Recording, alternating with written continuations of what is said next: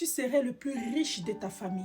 Je sais que tu ne me crois pas parce que tu es né dans une famille très très pauvre où personne ne réussit. Tu es né dans une famille très très pauvre où personne n'a jamais touché les millions. Mais laisse-moi te dire que les milliards que tes parents n'ont pas touchés, toi, tu vas les toucher au nom puissant du Seigneur Jésus-Christ. Parce que ta destinée n'est pas la destinée de ta famille. La Bible dit dans le Psaume 37, verset 4, « Si tu fais de l'Éternel tes délices, il va te donner tous les milliards que ton cœur désire. » Agé 2, verset 8, « Parce que à Dieu appartient l'or et l'argent. L'Éternel est ton berger, tu n'en manquerais pas d'argent dans ton compte bancaire. » Psaume 23, verset 1. Écoute-moi. Si tu accepte le Seigneur Jésus-Christ comme ton unique sauveur et Seigneur, laisse-moi te dire que les limitations qui ont limité tes parents ne te limiteront pas.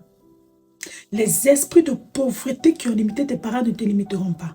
Pourquoi? Parce que quand c'est Dieu qui a ta vie entre ses mains, il réécrit ton histoire. Dieu change ton histoire. Il te prend dans cette limitation où le diable a placé dans ta vie, dans la vie de ta famille, pour te positionner à un autre niveau.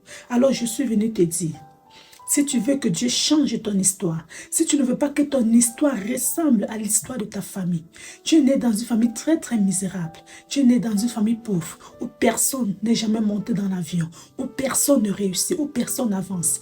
Mais est-ce que tu sais qu'à cause de Jésus-Christ, ton histoire peut changer? Oui mon frère, ton histoire peut changer. Alors accepte le Seigneur Jésus et tu vas voir comment il va changer ton histoire. Il est le commencement et la fin. Il est le premier et le dernier. Il n'est pas un homme pour mentir. Oh my God. La Bible dit qu'en lui, il n'y a ni ombre de variation ni de changement. Il est le Dieu qui ne change pas, mais qui change l'histoire de ses enfants. N'attends pas demain pour accepter Jésus. Parce que tu ne sais même pas si demain va te trouver. Alors accepte Jésus maintenant. Je t'en supplie. Jésus, c'est ton tout. C'est ta première et ta dernière solution. Jésus est le meilleur. Tu veux être béni? Tu as besoin de quoi?